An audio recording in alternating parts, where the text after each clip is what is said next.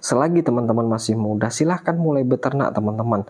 Jangan nunggu sampai tua teman-teman, karena ketika sudah tua, nanti teman-teman akan terbentur oleh kebutuhan dan akan terbentur oleh tenaga yang sudah berkurang dan pola pikir yang sudah mulai melambat teman-teman. Tetap semangat teman-teman selagi teman-teman masih muda.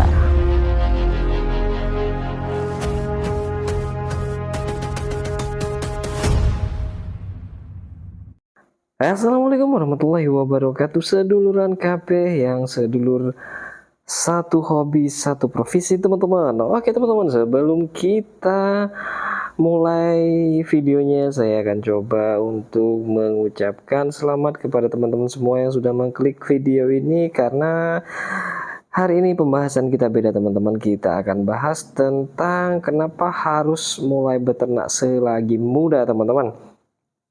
Oke teman-teman, gini, pada dasarnya peternak itu kan, peternak atau petani itu kebanyakan sekarang generasi yang tua-tua teman-teman. Sementara para muda-mudi teman-teman, anak-anak muda khususnya sekarang itu jarang melirik kepada hal-hal yang kotor teman-teman. Kotor misalnya kayak di bidang peternakan, pertanian, perkebunan gitu-gitu teman-teman. Jadi sekarang teman-teman kita semua itu pada seneng jadi pegawai teman-teman, dan juga jadi konten kreator teman-teman, yang gitu-gitu deh teman-teman, cari pekerjaan yang bersih-bersih teman-teman. Nggak seperti kita-kita yang memang masih ya dibilang pemuda lah teman-teman ya, dengan umur di bawah 30 atau bahkan di bawah 20 tahun yang mau beternak dan bertani. Saya salut sama teman-teman semua, karena kenapa? Analisanya teman-teman, semakin ke depan pangan itu akan semakin banyak dibutuhkan teman-teman, baik dari sektor pertanian maupun sektor peternakan teman-teman. Semakin banyak populasi manusia, otomatis akan semakin banyak juga kebutuhan pangan yang untuk memenuhi perut masing-masing individu teman-teman. Jadi kalau misalnya nih teman-teman ya, generasi kita, generasi muda ini tidak meneruskan yang namanya sektor pangan teman-teman, nanti itu akan diambil oleh kapitalis teman-teman, oleh perusahaan-perusahaan besar yang memang ingin mengontrol harga teman-teman, mengontrol harga dan mengontrol kualitas teman-teman. Jadi teman-teman itu hanya bisa jadi konsumen, tidak pernah bisa jadi produsen teman-teman.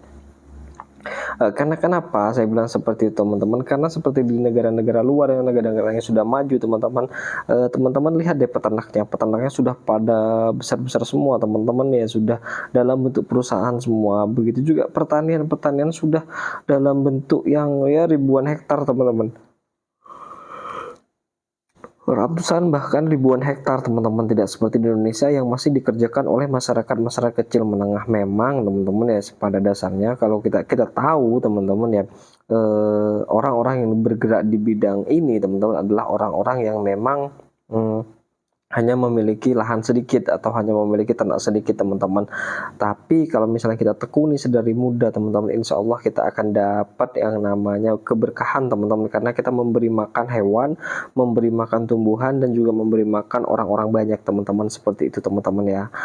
Kalau analisa saya secara pribadi teman-teman, beberapa tahun ke depan ini anak-anak muda tidak ada lagi yang ingin bercita-cita menjadi peternak dan petani teman-teman.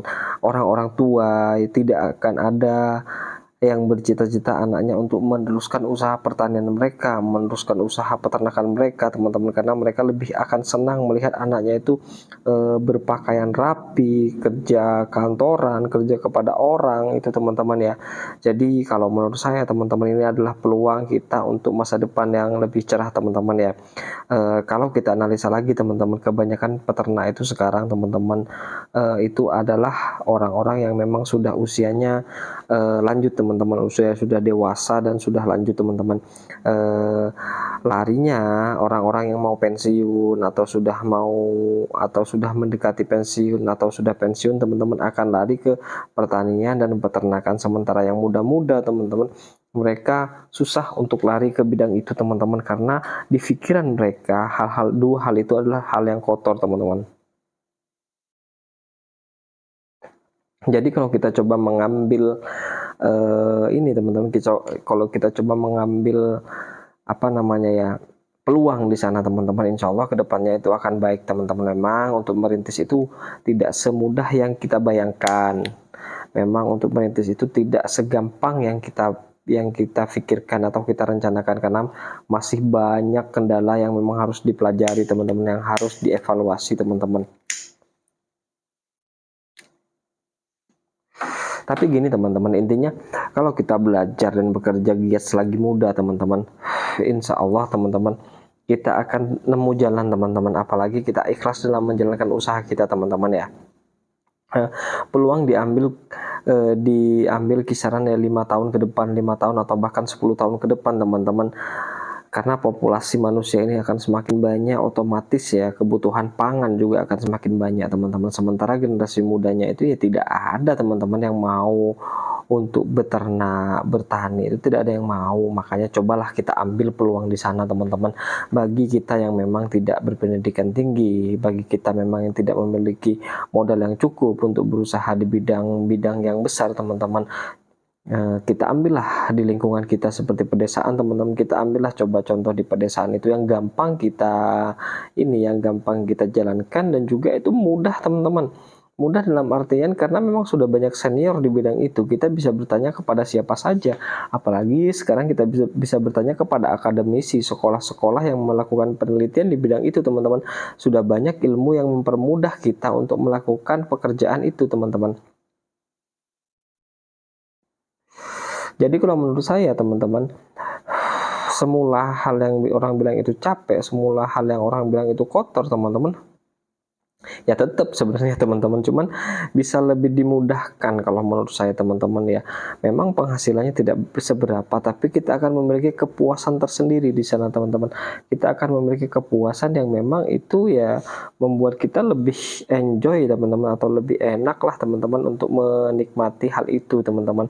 Dan juga kita dapat ketenangan di sana teman-teman, karena kita tidak dikejar-kejar oleh harus target sekian teman-teman. Kita bisa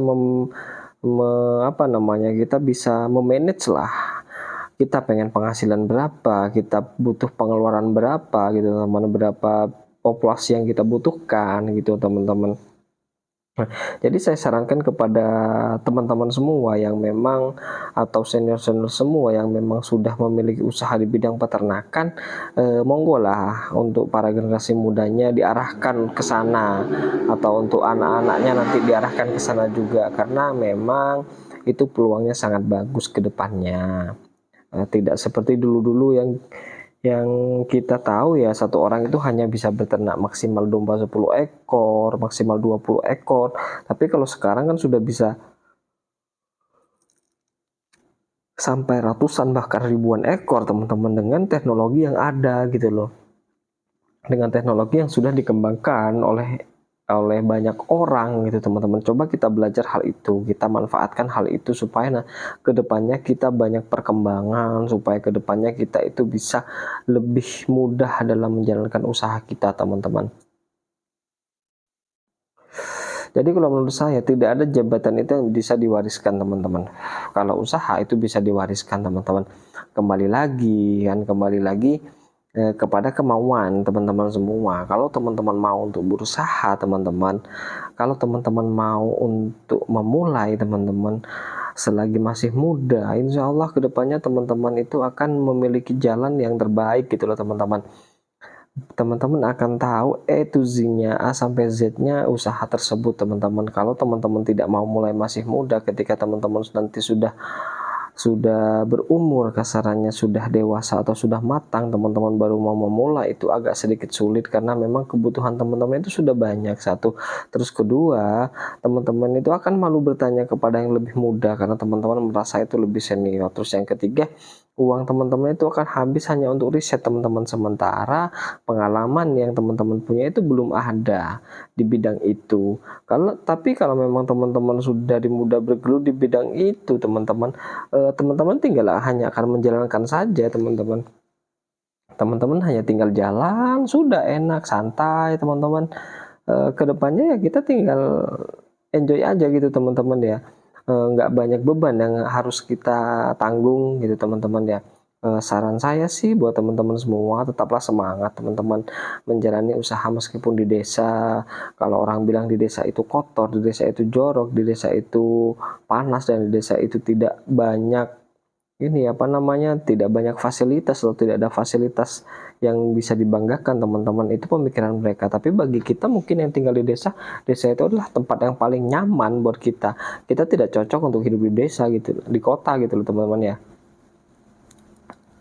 Karena kalau kita mau cari ketenangan, ya kita tinggal di desa.